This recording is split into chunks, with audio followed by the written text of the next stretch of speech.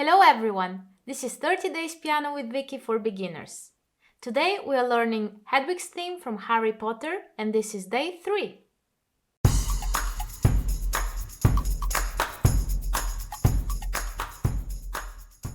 To begin with, I will perform the piece for you and then we'll start learning it together.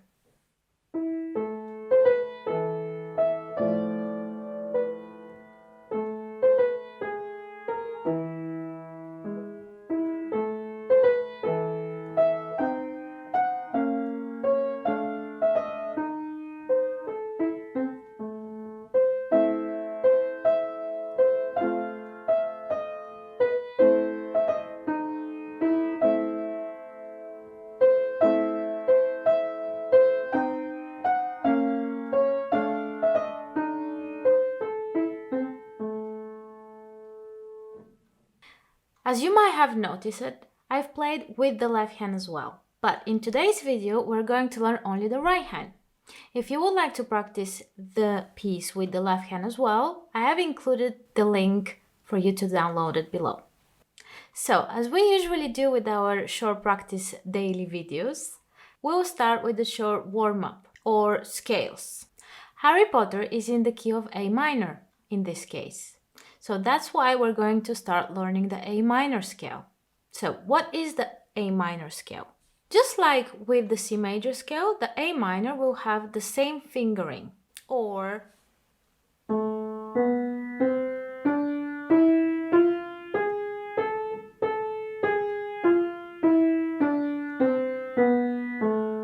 so the usual going under and over the thumb. The difference between major and minor is the number of semitones. There are different types of minor scales. In this case, we're going to play the A minor harmonic scale. You might be curious to know what are the other types of minor scales. We have the minor melodic scale and the natural minor scale. In order to play the A minor harmonic scale, you have to raise your 7th note, or the 7th note of the scale. So, when you get to the 7th note of the scale, which is the G in this case, we're going to make that a sharp. That way we raise it half a semitone.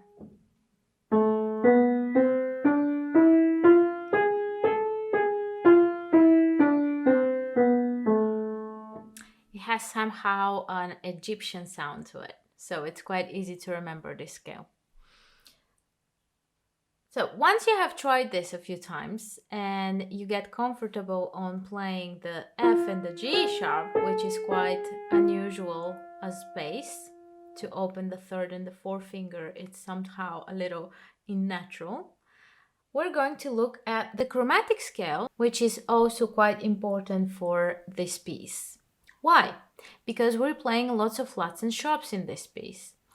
If you're not sure about how to find your flats and sharps, you can watch the video on how to find the notes on the piano and then come back to this video.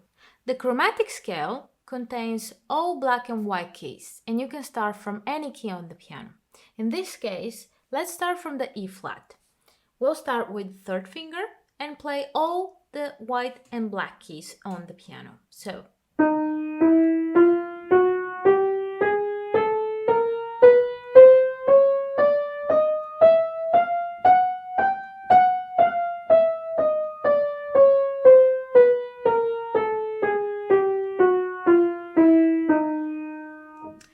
you've noticed that I play only with 1, 2, and 3.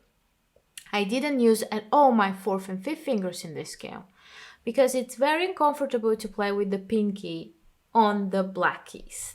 That's why usually the chromatic scales are played with these 3 fingers only. So once you have tried this scale a few times, you can try and start from different places and finish on different places. That way you get a bit more comfortable moving around the white and the black keys on the piano. By the way, you can always try and do the same exercises with your left hand, even if we're not using it. I'm not using it in this video only because we're just starting, but by the time we're on our 15th day of this course, we'll be able to do everything we do with the right hand with the left hand as well. So, before we start learning Hedwig's theme, let's look at the challenges in this piece. The first technical challenge will be, as you can see in the slide next to me, the going over the thumb once again. This is somehow very popular in piano playing. Going around and under the thumb is somehow a little uncomfortable when it comes to piano beginners. So let's try and play this.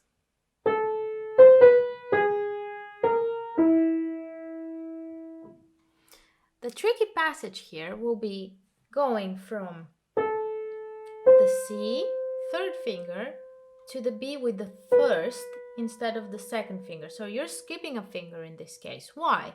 Because we need the second finger to go over to the G sharp. That's why we have to skip the finger before that. Play the G sharp, then the A sharp, and then the E. I'm always including the name of the notes on the sheet music. That way, if you're not sure about a note, you can just read it.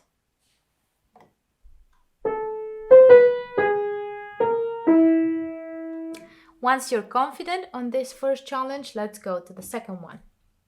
The second challenge, it's a very big jump or an octave. An interval on octave, it's the space between two keys.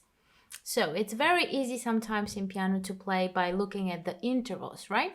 So let's look at the octave we're going to play. We're going to play the octave between the E flat and the E flat. So the higher E flat and the lower E flat.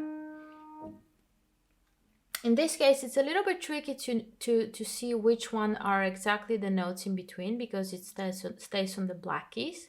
But I'll show it to you between two Cs. So C and lower C. So let's check how many notes we have between these keys. C, B, A, G, F, E, D, C. Or 8, because you're counting the first C and the last C. So interval of octave or 8 notes apart. Let's try to play the technical challenge again.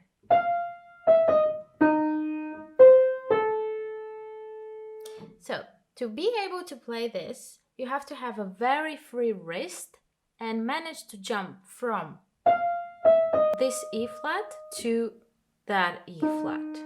That's why your wrist and your hand has to be very flexible, so don't stay stiff on the piano in one position only. Let's try one more time.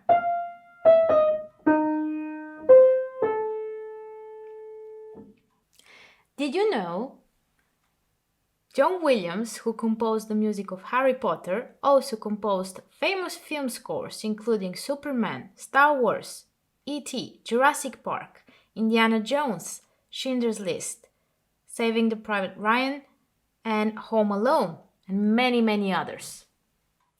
The third technical challenge. We are jumping again from an E flat to an E flat, but with a different finger this time. And then we have the so-called sliding. That's so cool because you get to slide from a black key to a white key, which is very comfortable to play when you have a piece like that.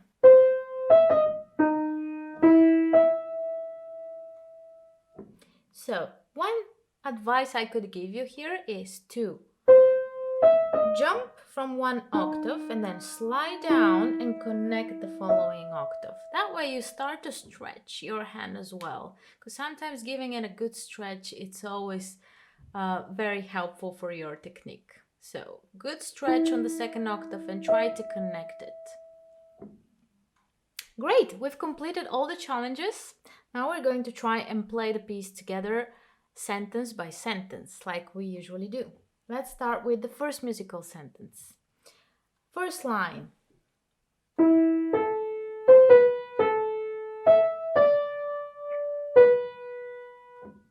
And so far so good. We have only something really teeny tiny happening in the beginning, which is skipping the B between the A and the C. So we're going to play that with the second finger and then the third. So, right? Now let's play it in tempo.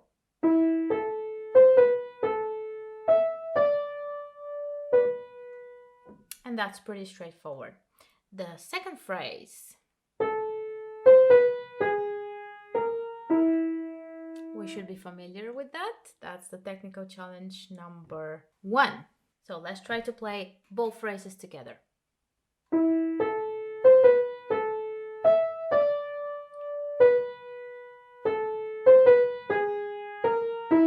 That's going to be 5 counts because we have the tie, right? So that means we hold it through, and then we go to the next phrase.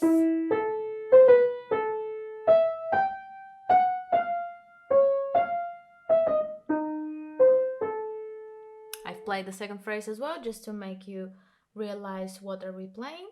So the top phrase here, the first line, has a few chromatic passages. So now we can apply our chromatic scale to it, right? So let's try from that high G.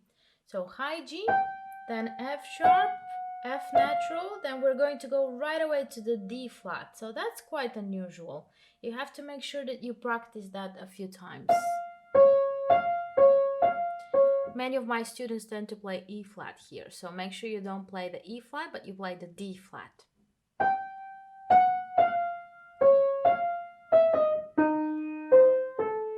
And that was our second challenge, technical challenge. Now the really fun part comes in.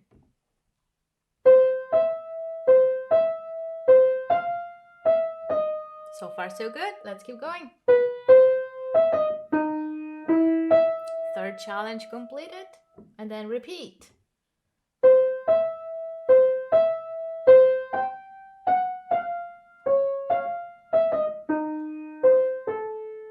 And a little hole there. So that was fun.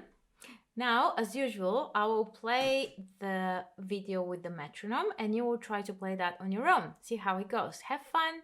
Now, watch our next video to learn how to play Schindler's List. And subscribe! Bye!